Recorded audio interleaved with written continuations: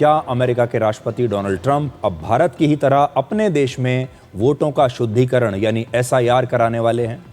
Trump ने आरोप लगाया है कि वर्ष 2020 में चीन ने अमेरिका के 22 करोड़ वोटर्स का डेटा चुराकर उन्हें प्रभावित किया और ट्रंप को चुनाव में हराने की कोशिश की। अगर ये सच है तो अमेरिका के इतिहास में आज तक वोटर्स के डेटा की इतनी बड़ी चोरी कभी नहीं हुई। वर्ष 2020 में अमेरिका में लगभग 22 करोड़ 80 लाख रजिस्टर्ड वोटर्स थे, यानी लगभग सभी वोटर्स का डेटा चोरी हो गया था। अगर ट्रंप की ये बात सही है तो ट्रंप इससे पहले भी चीन पर अमेरिका के चुनाव में दखल देने के आरोप लगा चुके हैं, लेकिन आज पहली बार उन्होंने इसके सबूत भी पेश किए।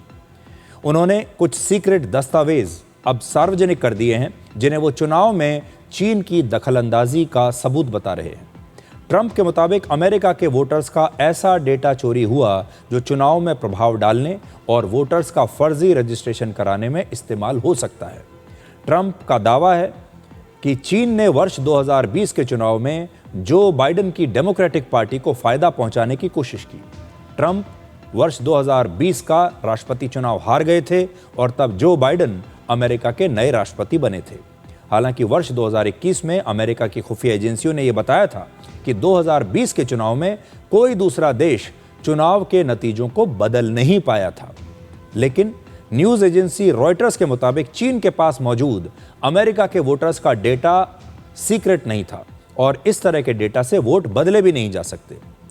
ट्रंप ने यह भी दावा किया है कि अमेरिका की इलेक्ट्रॉनिक वोटिंग मशीन सुरक्षित नहीं है और वहां 2,78,000 लोग ऐसे मिले जो अमेरिका के नागरिक ही नहीं हैं, लेकिन उनका नाम भी वोटर लिस्ट में था।